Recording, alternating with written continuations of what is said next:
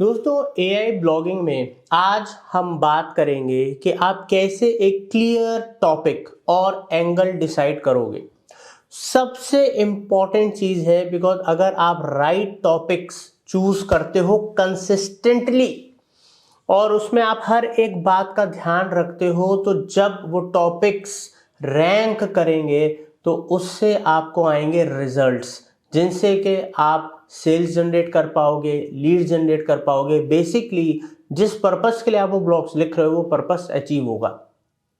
अब इससे पहले जैसे कि हम प्रैक्टिकल लेवल पे कैसे ब्लॉगिंग को इम्प्लीमेंट करना है हम आपको सिखा रहे हैं। तो इससे पहले हमने किस तरीके से गोल्स सेट करें, ऑडियंस, एक्शंस और ये क्यों ज़रूरी है ये सब हमने समझा। बिकॉज शुरुआत इसी से होती है, ब्लॉग राइटिंग की शुरुआत इसी से होती है, ब्लॉगिंग के करियर की। और अब जो सेकंड पड़ाव है हमारा वो है टॉपिक चूज करना और उसका एंगल क्या होगा। तो आज इसके बारे में बात होगी। अच्छे से एंड तक एक एक बात को समझिएगा बिकॉज ये जो मैं आपको चीज़ें सिखा रहा हूँ और जब आप इसको प्रैक्टिकली इंप्लीमेंट करेंगे एक एक स्टेप को, तब अपने आप ही आप ब्लॉगिंग के अंदर अपने करियर को स्टार्ट होता हुआ देख पाएंगे और सही डायरेक्शन से आप कम समय में ज़्यादा बेहतर जल्दी चीज़ों को अचीव करेंगे और रिजल्ट ओरिएंटेड काम करेंगे। ये सबसे बड़ी बात है। तो दोस्तों उम्मीद करता हूं कि आप ये एआई ब्लॉगिंग का मास्टरी कोर्स पूरा सीख रहे होंगे और जो लोग चैनल पे नए हैं प्लीज़ अभी चैनल को सब्सक्राइब कर लीजिए, बेल आइकन दबा दीजिए ताकि एक भी इंपॉर्टेंट वीडियो इस कोर्स का और अपकमिंग जो वीडियोस हैं हमारे, जैसे हम कोर्सेज लाते हैं एआई और डिजिटल मार्केटिंग के अलग अलग कोर्सेज लाते हैं, वो आपसे मिस ना हो। तो आप दोस्तों समझते हैं कि जब हम टॉपिक की बात कर रहे हैं तो इसका एक ना फॉर्मूला, एक बेसिक फॉर्मूला है जो मैं आपको दे रहा हूँ। किसी भी नीश के अंदर वो फॉर्मूला इजीली अप्लाई हो जाता है। फॉर्मूला क्या है?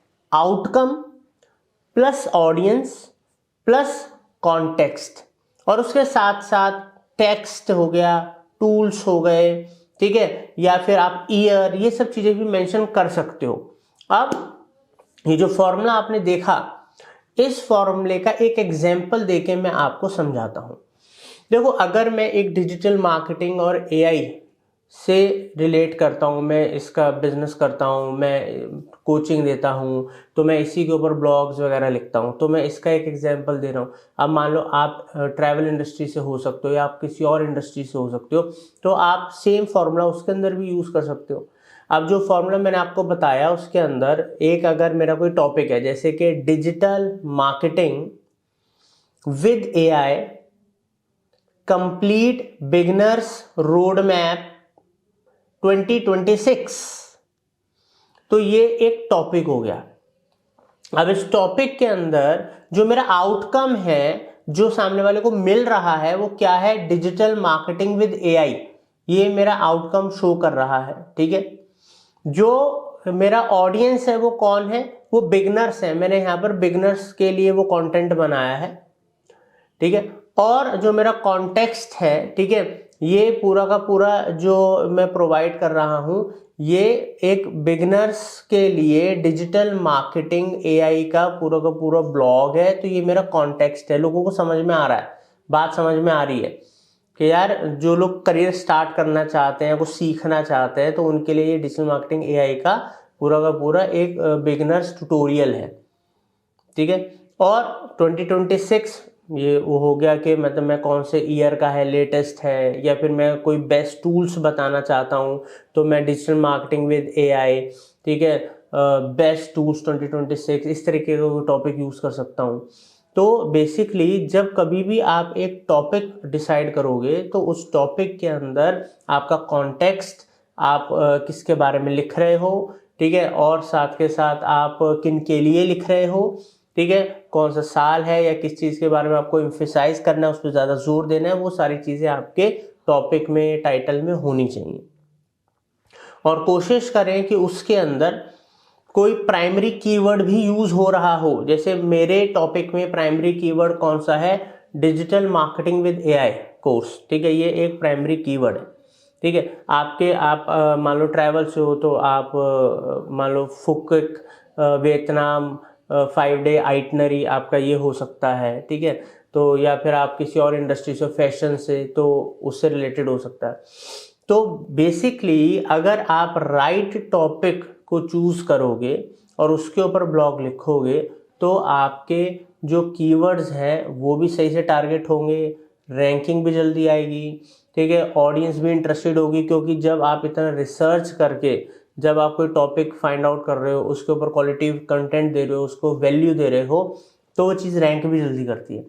वैसे ही हम इस कोर्स के अंदर जो अपकमिंग वीडियोस में हम आपको प्रैक्टिकल लेवल पे भी सिखाएंगे, क्योंकि कोर्स का नाम ही एआई ब्लॉगिंग है, तो हम एआई टूल्स का यूज़ करके आपको प्रैक्टिकली इम्प्लीमेंट करना सिखाएंगे कि देखो किस तरीके से हम टॉपिक की रिसर्च इजीली कर सकते हैं, किस तरीके से हम अपना जो कंटेंट है वो लिख सकते हैं, ठीक है। ये सब चीज़ प्रैक्टिकल लेवल पे आप सीखोगे, और ये सब बातें आपको इस वजह से बताई जा रही हैं क्योंकि अब ये प्रैक्टिकली इम्प्लीमेंट होंगी, ताकि आप ब्लॉग राइटिंग कोर्स के साथ साथ करना शुरू करो, ठीक है ना।